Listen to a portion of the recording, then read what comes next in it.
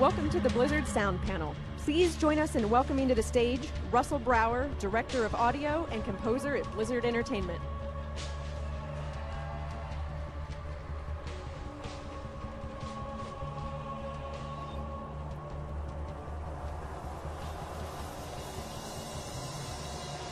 Panel. It's always the sound panel that has the sound problem. Welcome to Blizzcon 2011 Sound Panel. Thank you so much for being here.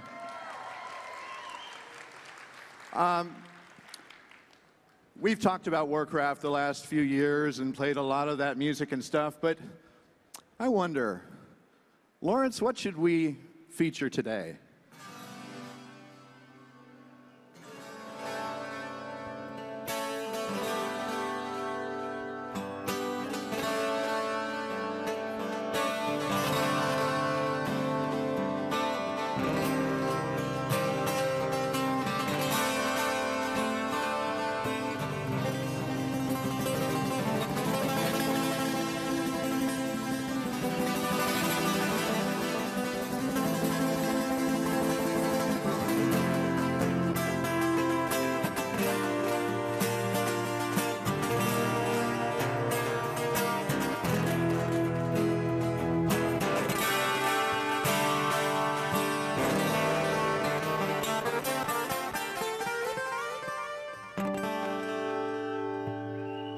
Laurence Juber, ladies and gentlemen.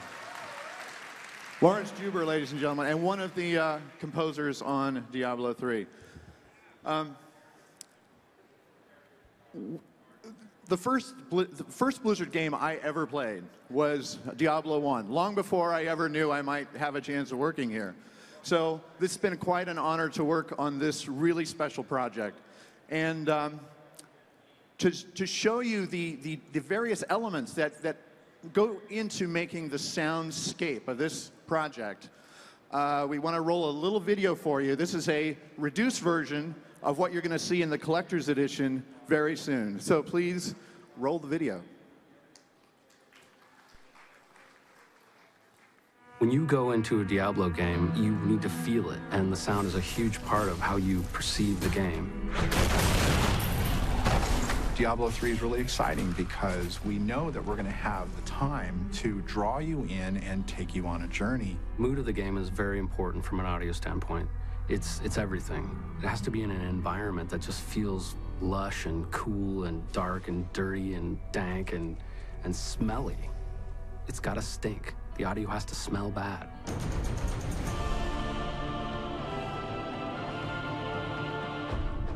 I like every game that I work on to have its own signature sound, and really the only way to do that is to go out and create the material for that specific title. Unfortunately, Blizzard allows us to go out into the desert and light stuff on fire. Pickle hot? All right, here we go.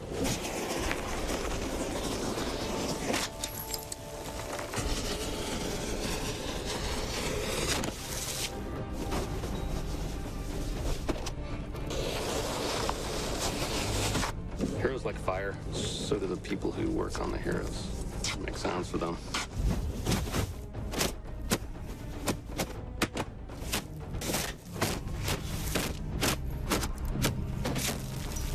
Yeah. That's an interesting method that we've used over the years, and I'm still perfecting it, and occasionally it goes wrong and doesn't work out. But we're always rolling tape when it does happen.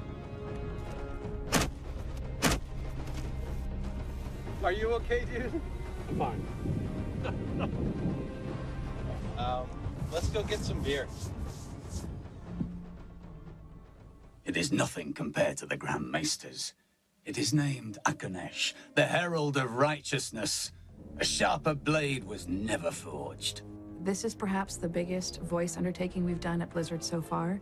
I think that StarCraft 2 had about 3,000 lines, but currently our estimate for Diablo 3 is anywhere from 13,000 to 16,000 lines.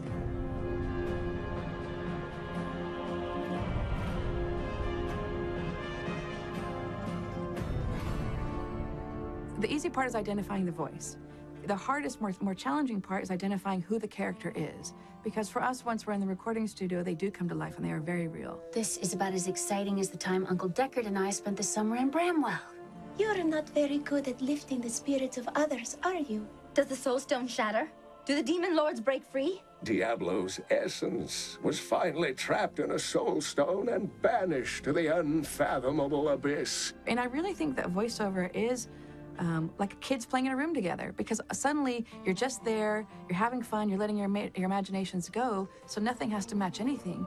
And I think what I love most about voiceover is suddenly, after all this work, all this talk, after all this searching for this actor, this voice, right in front of your eyes, boom, all of it comes together. You don't see that actor anymore. When you get it right, you really are tapping into something bigger, whereby you are channeling your male demon hunter, for example, and it's pretty exciting. That is not a demon's way. They prefer to torture, to taste their victims' terror. Poison is far too civilized for them.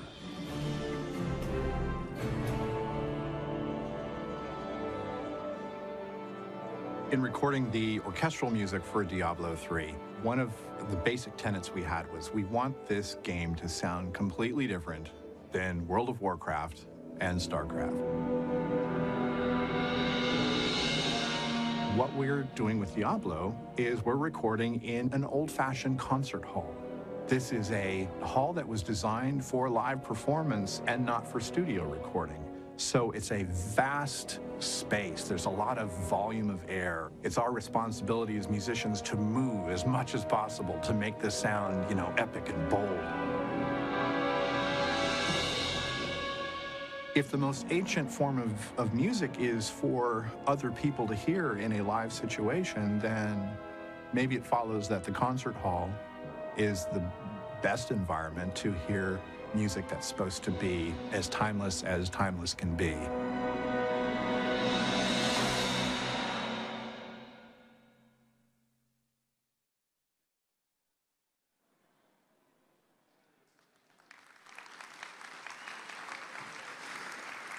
I want to introduce you to the best audio team on the planet, starting with the lead sound designer of Diablo III, Joseph Laurence.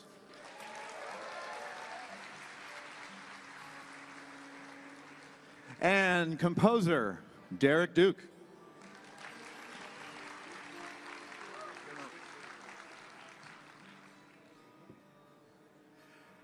Sound designer extraordinaire, Kris Giampa.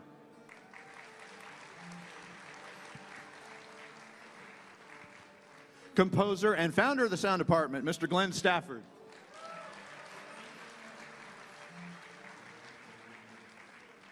Sound designer, Mike Johnson. And casting and voiceover director of Blizzard Entertainment, Andrea Toyias.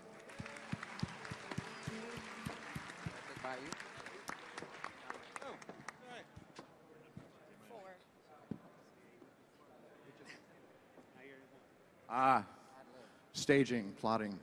Sound people are terrible at that. Well, this is the team, and Joseph, I'd love for you to speak about how you've provided the continuity because you worked on Diablo 2. So we have an original Diablo audio team member here. How did you bridge this gap into Diablo 3? Well, first of all, I just wanted to let everyone know how psyched we are to have you all here, because this has been a really, really long trip for many of us to get here today, and we're really happy to be sharing this with you today, and a little bit about the story of how we made the audio for Diablo 3. I'm joined up here by some extremely talented people who it's a privilege to work with every day, and they've just done some amazing work that we're really, really happy and excited to get you guys playing it as soon as possible, and we really think we've created an awesome sound design environment for you guys to run around and kill monsters in. And before I go on, I just wanted to share with you, or actually send some thank yous out to some people who really never, ever get to come on stage and do anything like this. And that's our awesome production staff, and especially Keith Landis and Dennis Crabtree and the entire guys back at the office. Thanks, guys.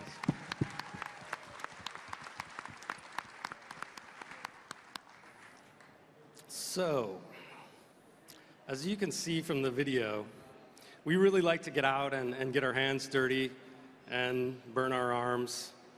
And we like to really record a lot of the material that we put in the game as much as possible. It's really what makes the game special, we think. And so I'm just going to relate a couple of incidents that occurred, not all good, out in the field while we were grabbing sounds. We'll start with a bread and butter one. We drove a bulldozer over a car. That was pretty fun. Actually, if you're a doctor, I think you have to go to school for 7 years, and you still don't get to drive a bulldozer over a car, unless you pay extra, I guess. Another time, we use a lot of pig sounds for monsters. They're really, really great for doing that. And I found this awesome pig rescue farm up in Solvang, and they have about 150 pigs up there, and so we were grabbing a bunch of pig sounds. And sorry. And so the pig lady, sorry pig lady, I can't remember your name, she was awesome. She goes, "You want to record this pig that plays the guitar?" I said, "Yeah, I want to record that." So she brings the guitar out and she sets it on the ground, puts her foot on, and the pig walks right over. That's how pigs walk. And he just starts strumming the guitar. So I got that, but I haven't found a place to put it in the game yet. So maybe some of you who are going to the other D3 panels today could talk Jay Wilson into maybe creating a secret guitar-playing pig level or something. Help me out. I want to use that. You know, the arm on fire, other things that have caught on fire in a microphone, that kind of ended the day. The last thing I'm going to tell you about, really it's more like therapy than relating a story for me. It scarred me, for good. I was recording a llama chewing, and I had the microphone right up in his face, and he was making this really awesome chewing sounds. And it was golden. I knew it. I knew we were going to be able to use it for something. And suddenly, out of nowhere, without warning or provocation, this llama hawked up the biggest, greenest, giant llama Satan loogie all over me and my mic and my face and my hands. It was disgusting. I was in shock. Has anybody ever seen the first Jurassic Park movie where the little kids get sneezed on by the big dinosaur? Yeah, well, that happened to me. Have you used it in the game? Yeah, that's in the game. I'm not saying where. So, I hate llamas. Part of the reason I'm telling you all this is because that kind of stuff, even when things go wrong, is really what makes the game super special, and it plays a huge role in everything we do, and I think you're really going to hear all that extra work that we've done over the years to put all that kind of stuff in the game. So now I'm gonna turn it over to the panelists, and we're gonna just ask them all questions and find out a little bit about what everybody does, and hopefully you guys can learn a bit more about the sound in Diablo. So let's see.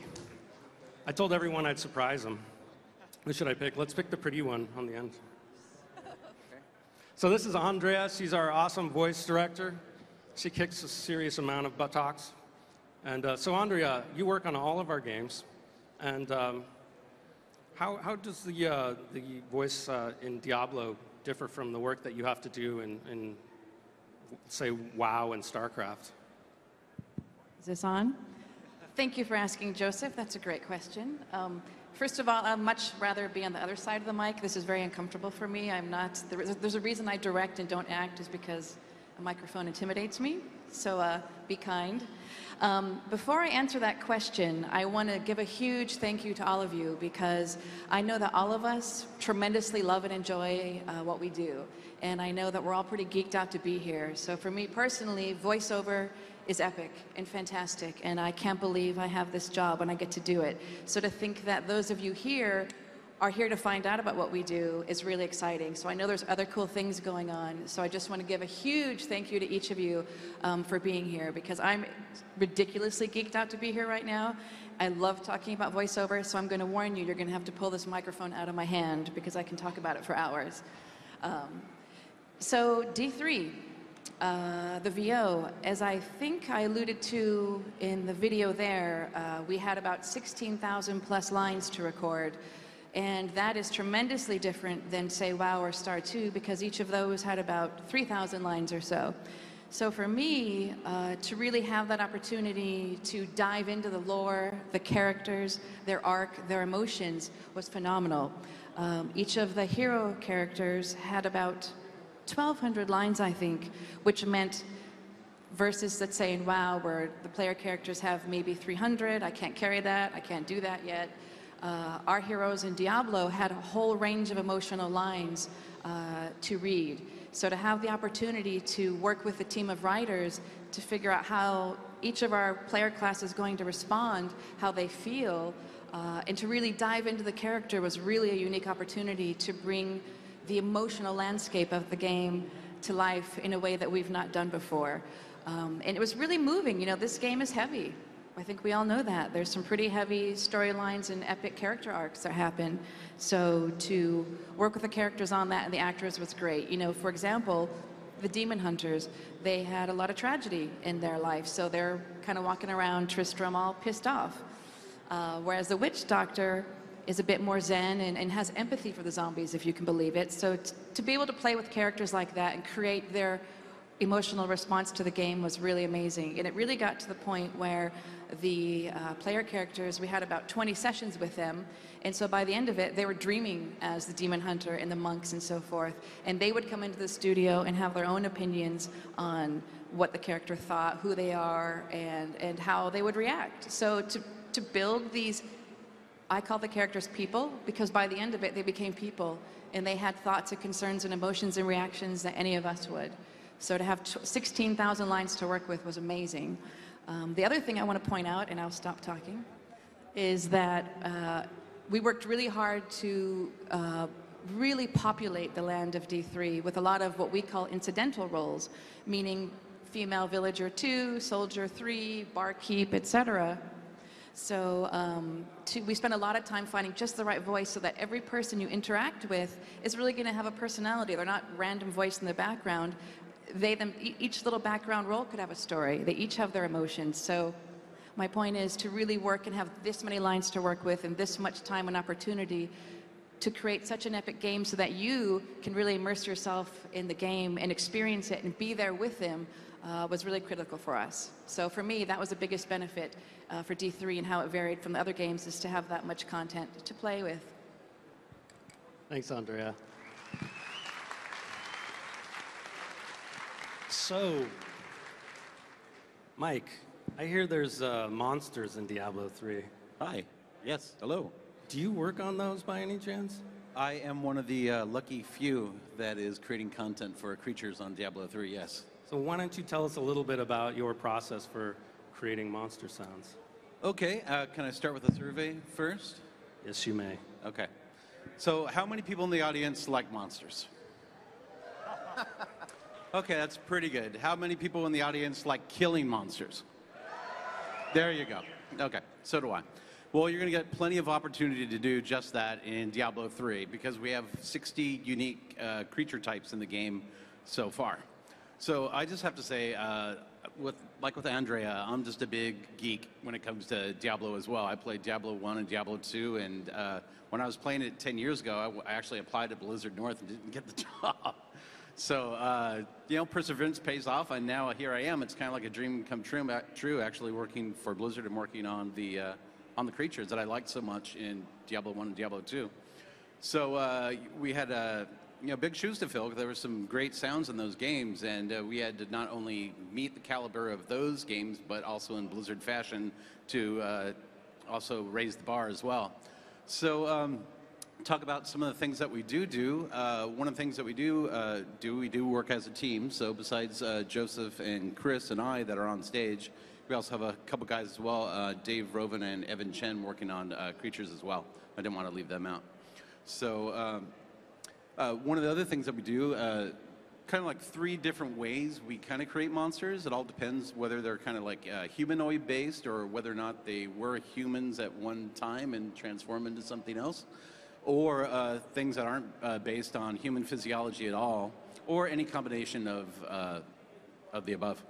But one of the big things to have is to have a really good anchor sound that you can have as form as the basis of any creature. And the first thing that we did was actually work with Andrea to actually get a short list of actual specialized voice actors that really work on making creature vocalizations. So Andrea gave us a list of all these people that she knew from her Rolodex that actually do make really good creature sounds. And one by one, we called them, we worked together, looked at the animations of what the monsters were coming down the pipe, and decided who would have to be the best vocal fit for each of the monsters. And that was a process, because sometimes you'd like something and then you find out that person's already doing something else in the game on the same level, so you're probably like, well, I can't have this whole level having this guy doing every monster, because then they're all going to sound the same. So we kind of worked together to kind of divide up who we're going to use for which monster. But getting the vocalization from actor is really good. The second thing, which Joseph had talked about, was basically going out and collecting source material for monsters. For the monsters, like pigs and elephants, horses, goats, llamas, llama spit, llama, I hate llamas. llama everything. You know, everything. Dogs, cats, you know, pretty much everything.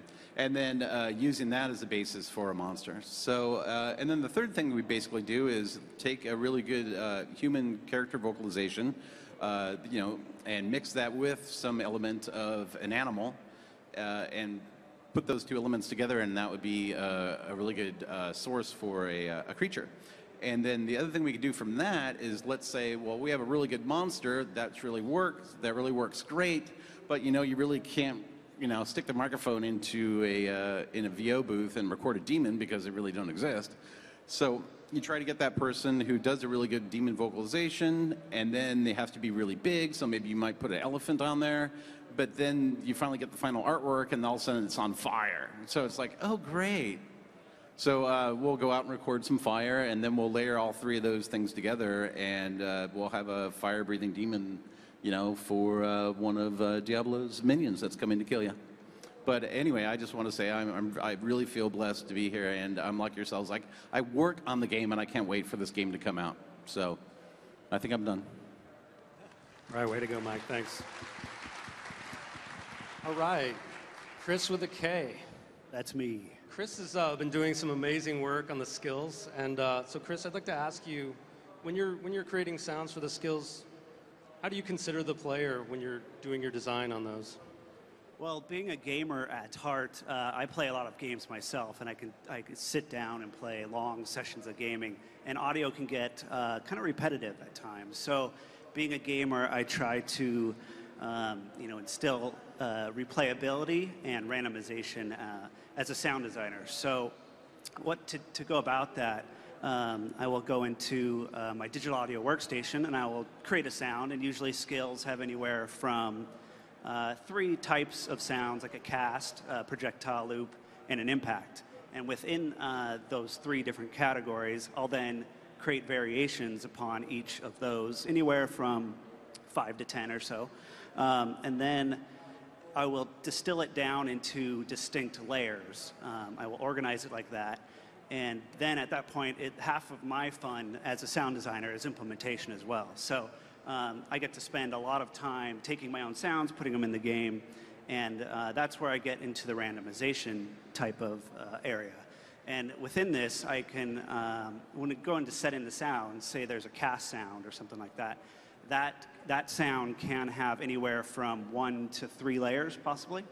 And within those 3 layers, I can then go in and set slight volume differences, pitch shifting, and I can set a small min and max range within this. So every time you play a sound, it'll play slightly different.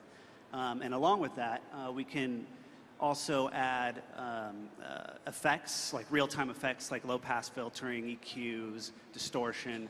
And within those settings as well, I can then randomize those. So with all these things combined, and a lot of time spent implementing my own sounds, I can make it sound so it's not quite as repetitive all the time.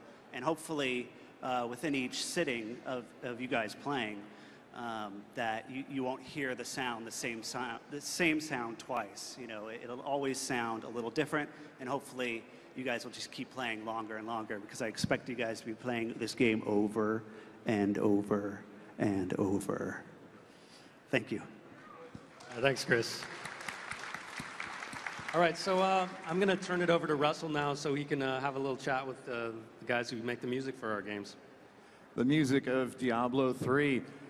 Someone mentioned earlier about having big shoes to fill, and one of the things that struck me when I played Diablo 1, though so many years ago, was that Matt Ullman, who wrote the original music, he did something that's very hard to do in this day and age. He created something original.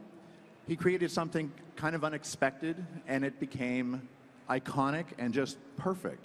So in keeping with eclectic nature of the music that he created for the earlier games, we picked up that thread. We studied where he was going as he went into Diablo 2 and Diablo 2 expansion, and we started hearing orchestral instruments, live orchestras. In fact, it was probably one of the earliest uses of live orchestra in a video game was in the Diablo series.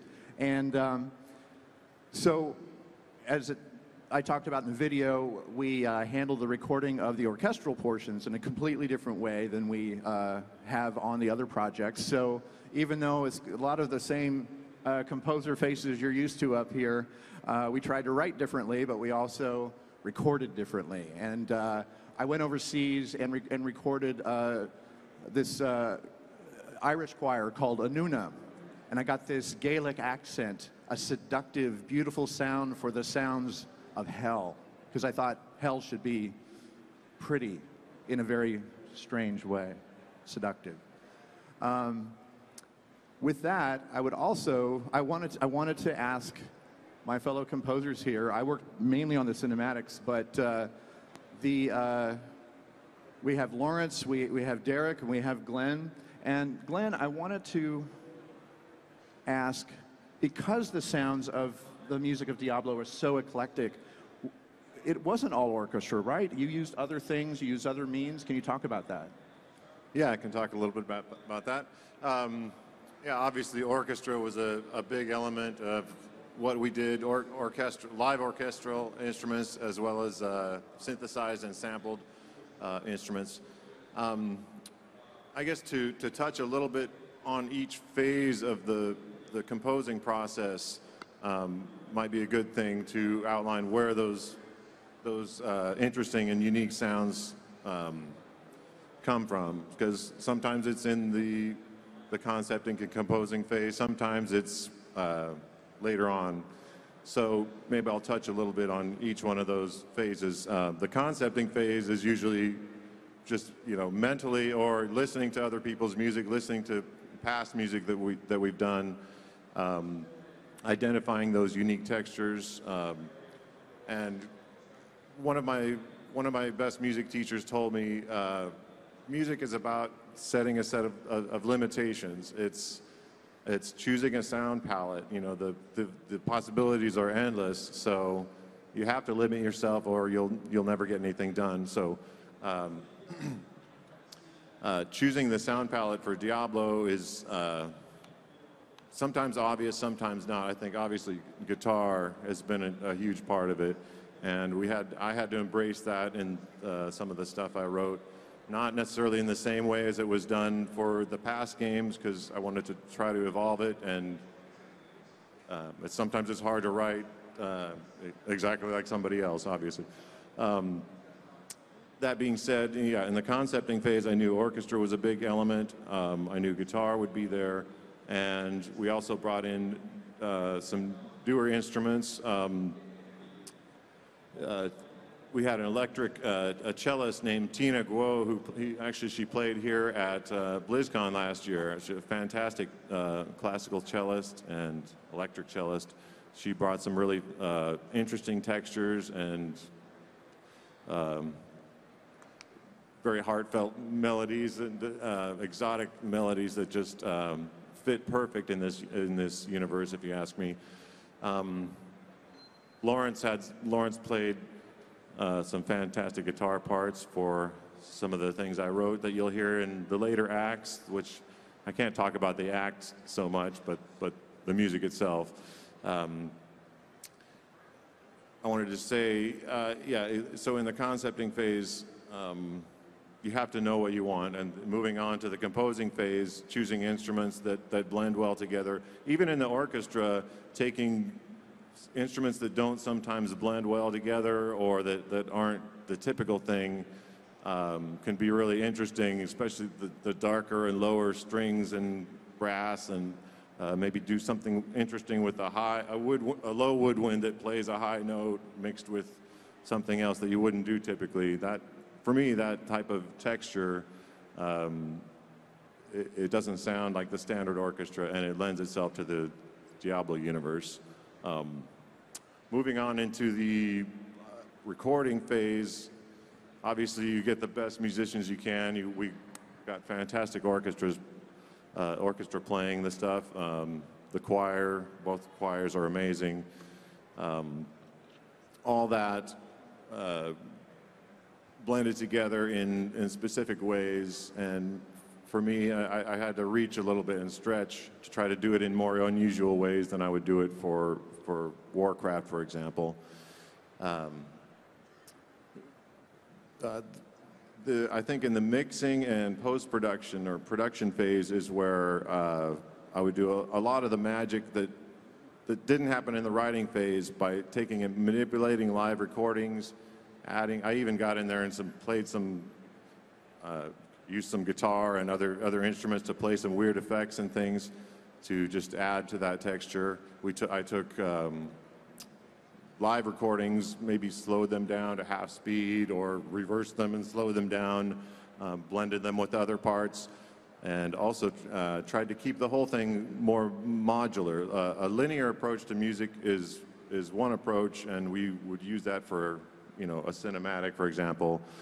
For the game, we wanted to be able to do more variation. So we have a layering system, and we have the ability to take the same content and implement it in any number of different ways and add a lot of variation that way. So, and I wanted to echo the sentiment of, thanking you all for coming out here. It's a great honor to be here and talk to our fans. And I hope you enjoy the rest of the show, and I'll hand you back to Russell now. Thank you. Thanks, Glenn. Well, you mentioned implementation. Kris mentioned implementation. There's this whole step of creating the sounds and then getting them into the game and triggering them and things like that. And for a composer, such as my colleague Derek Duke over here, do you find yourself composing for the machine, or do you find yourself focused on the gameplay, the story? I mean, what motivates you to create this music? Well, it's always the gameplay, and the gameplay and the story are very, very much intertwined. Just to carry on what Glenn was talking about, one of the interesting aspects of Diablo is there's basically nothing that gets in music-wise that hasn't been processed in some way or another and gotten dirty or stinky, as Joseph likes to put it. So whether we're granularizing and stretching things and processing them, distorting them, pushing the orchestra so far back that you only hear the echo or the reverberation of it, or taking Joseph playing a trombone and slowing that down, or bowing a kalimba, or just collecting all sorts of waterphone sounds and transferring those and translating those into musical textures and musical design that, sort of, if you hear an instrument that there's something a little bit off and something different. It's not quite the same as you would encounter it in a normal world, because Diablo, while you've got a lot of things that we have in real life, like trees and grass, and like the whole universe, it's a different place. So by paying attention to the treatment of all the instruments that make up the music, that sort of, I think that really helps embed you into the world and is going to make your experience and the time that you live in the Diablo universe all the more special. The music again in, thank you, Derek. The music again in Diablo 1, 2, and 2 expansion was so iconic and special. So I want you all to know that we paid great homage to that, especially in Act 1, because you start just outside New Tristram, and you're going to hear, you've probably heard some of it in the beta. I wish I had a lot of beta keys to throw out at you here. We studied what had come before. We also had about 90 minutes of recordings of Matt Ullman playing guitar and riffing on the original Diablo guitars and calling out what different things were in his mind, you know, for different sections. And so that's one of the things that I got to do in addition to the cinematic music, was to take that guitar work plus some stuff that Laurence had done and kind of make this pastiche, this tapestry to take you through New Tristram. So now I want to talk a little bit about Laurence. So Laurence, I did call Paul McCartney and told him to leave you alone so that we could have full-time use of you. From Wings to Diablo III, we have Laurence Juber. Welcome, Laurence. Thank you. Thanks. You know, I saw myself as kind of the bridge from Matt's guitaristic stuff into the new version of it. And what was important for me was to maintain the continuity of that 12-string guitar-driven texture. And the voice of the 12-string is just so important. So, because I use a lot of altered tunings on my guitar work, what I did was, in places I would, instead of playing it in a regular standard tuning, I would retune the guitar. Let's say here I've got C, G, D, G, A, D, which gives me a very dark, kind of orchestrated texture to it. And then I would further layer and create texture by using other double-strung plucked instruments like mandolin, octave mandolin, Renaissance lute, also the hammer dulcimer, which is a very spooky and characteristic sound, and just try and build a lot of texture and make it, as much as I could, unpredictable, so that repetition wouldn't become kind of boring, but would keep like unearthing new things through the different layers. So, and I also took, I mean, we have the original kind of those chords, but there's also melodic elements like there's that element, so bringing that into the texture.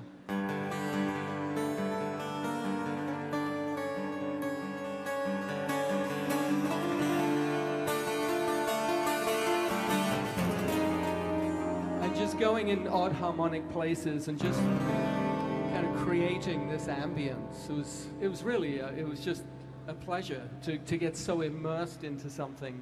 Super awesome. Thank you.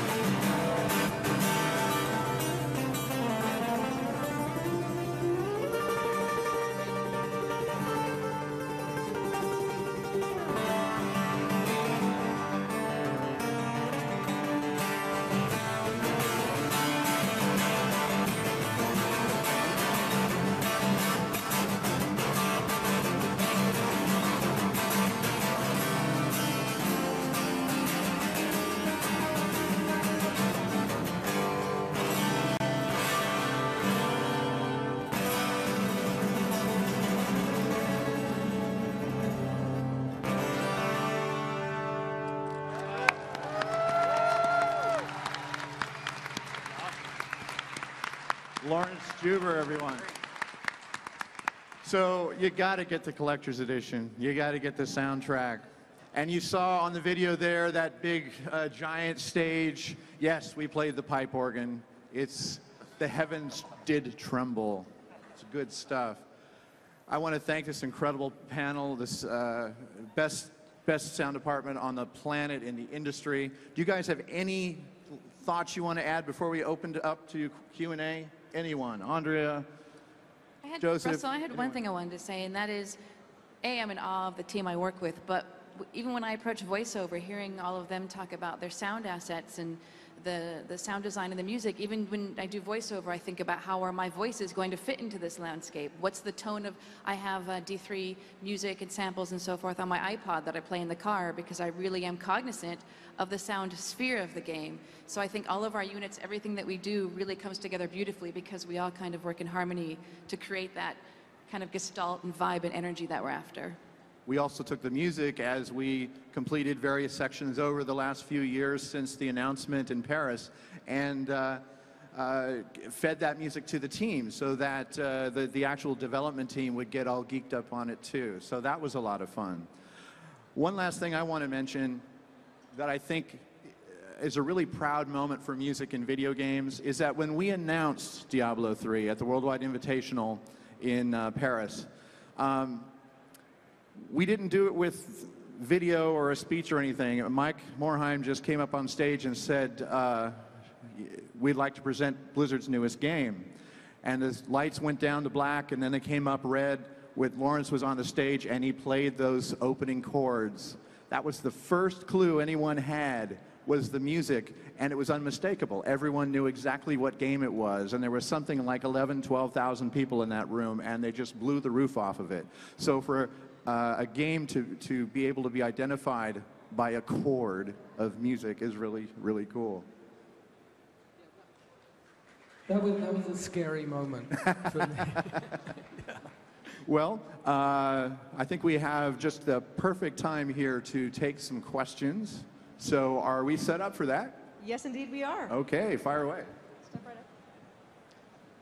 up. Hello. I'd first of all like to say that the orchestral theme for Diablo III has been my ringtone on my phone since it first came out. So thank you for that. And also, I'm in the beta, so I've been able to hear the sound and hear the music and hear the wonderful voice acting. And I really appreciate the fact that all the lore is audible. I don't have to stop gameplay to read the text or to hear what quest I'm on next. It's so nice to have everything just from an audio standpoint. It makes having really good headphones an awesome part of the game. So That's thank excellent. you guys very much for the effort and the you know, just the Thank you. beautiful Great quality comment. of work you all put into it. So thank you guys. I'm looking You are forward to welcome. the finished Thank game you. like Thank no you. business.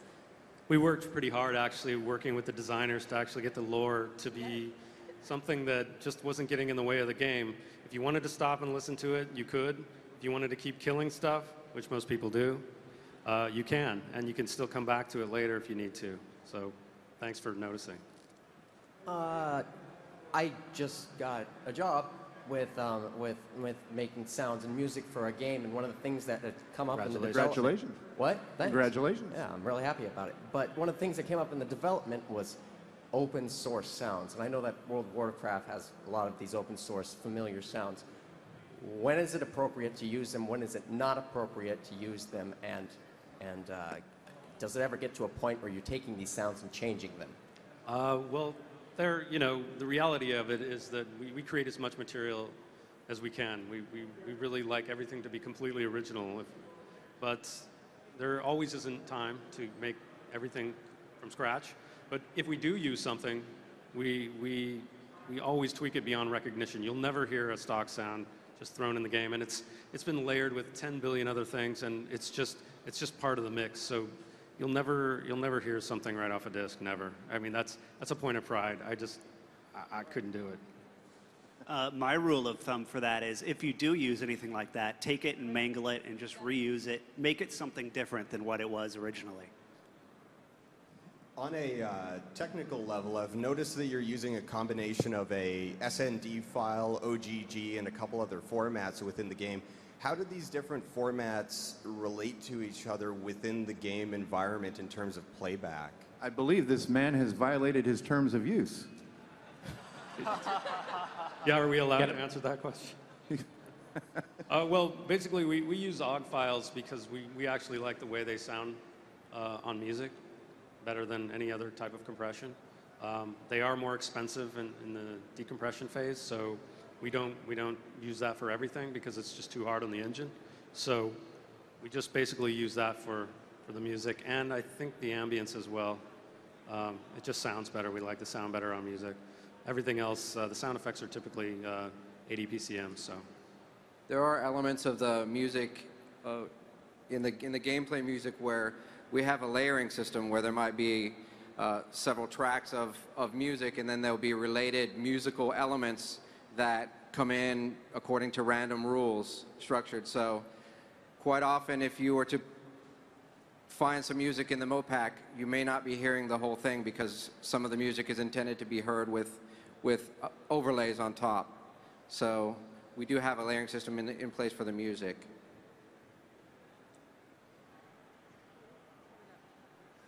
So I was going to ask, in the previous two games, especially the first Diablo, a lot of the soundtrack included a lot of, I'd say, ambient sounds like moaning, groaning, sighing. There's that great squishy sound when you'd kill hidden. Were you able to include some things like that in this game, or?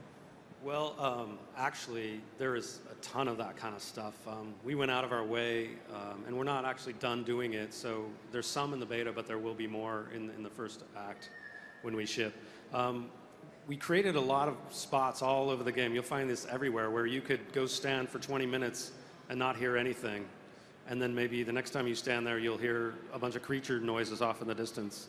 And we've got that kind of randomization all over the game so that maybe by the time you play the game through the third time, which somebody might do that. Yeah, there's lots of goodies hidden in, I know for sure, in the music tracks that, did I hear that? And there's no way for you when you're playing to actually rewind the soundtrack. So you're going to have to keep playing for, another couple days before you can ever verify that what you really heard wasn't a hallucination, Was that a jaw harp I heard? Was that a machine gun? No. Hi, my name is Rob. I'm an aspiring sound designer for video games. This question's for Russell and Kris. You guys were talking about implementation of sound effects in the video game. I just got finished making a Flash game with a 4-person team, and I had to do a lot of my sound work over and over again by their request, by the artist's request, because my sound effects did not match the length of the little animatic of when an enemy died or when they shot something. I was wondering what the relationship is between a sound designer and an artist, because you talked about making like different 5 to 10 variations of a certain sound effect as far as length.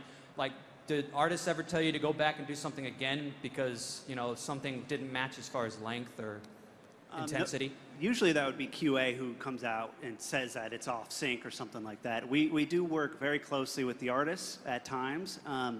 And basically, we just kind of, just mess around and get things going. So, you want to fill in for that? Well, I think Blizzard has a culture of iteration, so it's no different for the sound department. So I think when you're working in this field, you need to be ready to tweak and tweak again, and then again, sometimes QA is what catches it, because after the sound and everything is left our desk, if you will, the artist might go back and tweak something. And I think another dimension to what you might be talking about too is, I think a lot of really effective sound design happens when the mass, the weight feels right. It's really easy when you're recording source material, especially in a quiet studio, to actually have it either not sound big enough or maybe sound too thumpy or something that just, the human brain's pretty powerful computer, and it can tell you subconsciously that it isn't quite hooking up. There's something often wrong with that sense of weight or mass, and so that's always really tricky. And there is an analogy to that in the visual arts. You talk to special effects people, and they say, they make fake rocks for the movies because real rocks look fake and fake rocks look real on films. Well, it's often the same kind of thing that happens with sound. One last thing I'd like to say is to keep it more granular and more individual sounds. And if it's a flash game or something like that, you'll probably have individual timings of when these things fire off. Instead of doing a full soundtrack, that's how things kind of get out of sync a lot of the time. So the more granular it is, or if you know if something is going to loop, keep it looping until it needs to be turned off. And usually that's all handled in the data side. So try and keep it as minute as possible, as granular as possible. And that helps a lot in the end, because then they can just move those timings around too, and it doesn't become your job to do that all the time as well. Cool. Get a few more in here. Hi, I'm also a sound engineer. I have a compression limiting question. I've always found in the Blizzard games, you guys run like 3 tracks, and they're all gorgeously compressed. And I've always wondered how you deal with final limiting and get it where you can blend all these tracks, yet I can still hear every whisper in every track, and then there's a loud track, and the limiting never peaks or is clipped. It's always gorgeous. So any advice about compression and limiting, I would love. I just want to say that is a master compliment, and we appreciate that with all our hearts. Thank you. I'll let the guys speak to the compression and limiting, but I know one thing that I do in mixing the music is I work at very low volumes when I'm mixing, because at a low playback level, if you can hear the bass and the treble and the mid-range and the melody and it's all there, even at a level that you can easily speak over and have a conversation over, chances are it'll sound good when you turn it up to face melting levels, which eventually we do, but there's all that. I think that reference listening level is really important to be consistent.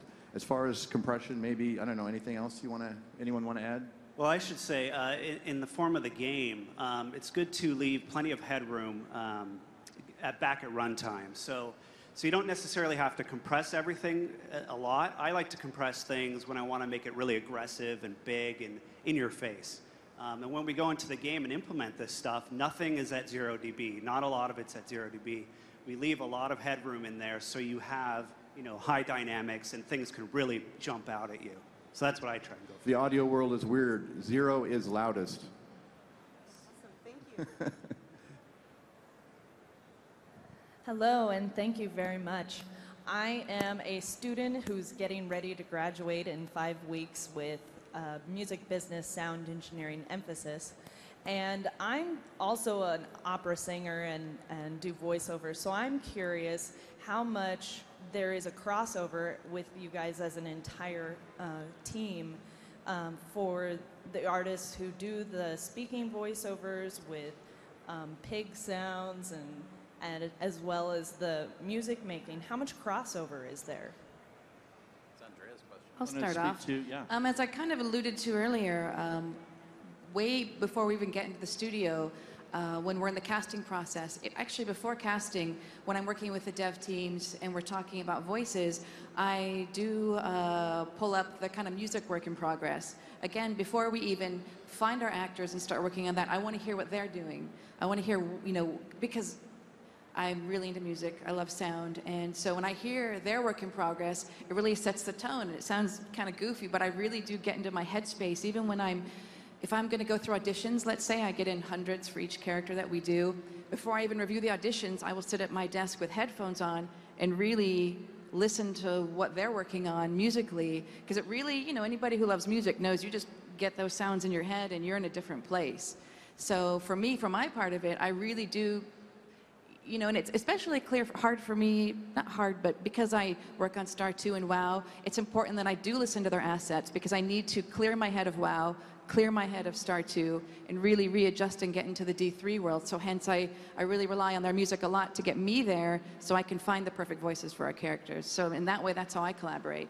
You also worked with a really, actually we all worked with a really incredible voice actor named Dee Baker, who can make the most unhuman sounds. And actually, I believe the sound designers were directing those sessions, yes?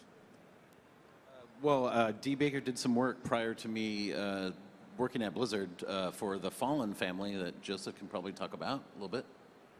Well, Dee is an amazing talent. He can stand in front of you and make noises with his mouth that don't sound like they're coming from a human, and it's kind of scary.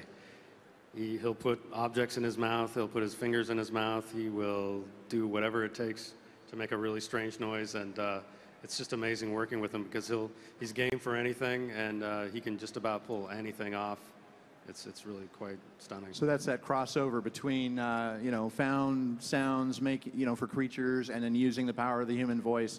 And I suggest you maybe hunt his name down on YouTube, because if you can find some footage of him doing his thing, it's mind-blowing. I think, is he in the collector's edition DVD Yes, he video? is. You'll see him in the collector's edition. Excellent. I love your shirt, by the way. Very cool. Next. We have time for just a few more questions. First of all, thank you guys all so much for making sounds an experience unto itself in the games. I really appreciate it. This question is for the composers.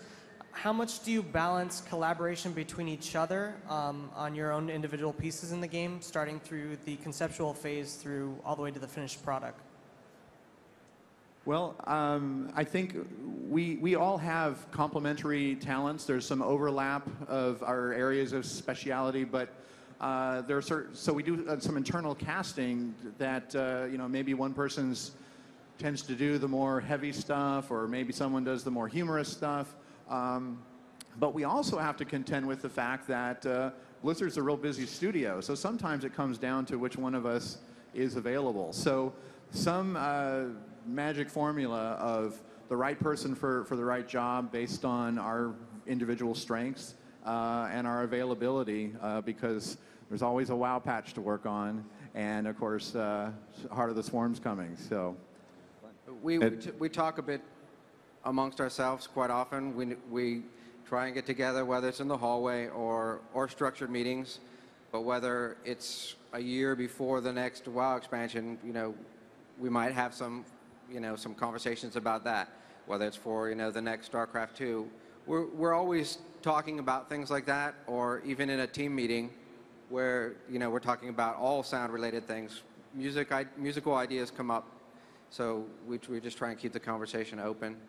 it was also clear on this one that it made great sense to bring Laurence in, because we wanted to explore things that we didn't know guitars or related instruments could do. And I think Laurence spent half his income on this game on crazy new instruments. Yeah, I got into some really interesting things, just to, especially like the hammer dulcimer and stuff like that, to get all that extra dimension in the texture. But I gather my next job is to give guitar lessons to a pig. Is that the is that the plan? And I was kidding. You don't have to ever twist a guitar player's arm to buy more gear. Next. This is going to be our last question. So to start off, when you when you were doing the Wrath of the Lich King, there's one sound in the Nexus. It's for the soundtrack. It was pulled straight out of Age of Empires 3, and I loved that because I heard this iconic sound. I think it was like spawning some unit, and it perfectly matched with the music, and it just gave me kind of nostalgia for other old games that are also just fantastic. You guys, we're right in the same level of, if not better. And my question is, when you're doing layering, especially the music layering for battles versus just ambient, how do you structure that? Like, what's your theory behind it so that it's not going to be too jarring and not too impossible for them to work through and keep going on the level? Well, I guess there's different approaches in the different IPs in Diablo 3, since we're talking about that. There's one boss fight right now in the beta, and that's a Skeleton King. What you'll find in the approach to a lot of the boss music is it's more of a game component, where it's meant to increase the tension and increase the anxiety of fighting the boss, rather than like, you better hit, we're gonna get the boss, it's more like, oh no, the boss is coming, here it is, it's more like, oh man, can't somebody turn the music off, it's confusing me, I gotta kill the Skeleton King. So it's just the context that the game places for us calls for a certain approach, a certain kind of music, if that makes any sort of sense in my crazy way. Everyone, we have to close. I wanted to say again, thank you so much for coming. We really appreciate it. And keep playing Blizzard games. Enjoy Diablo 3.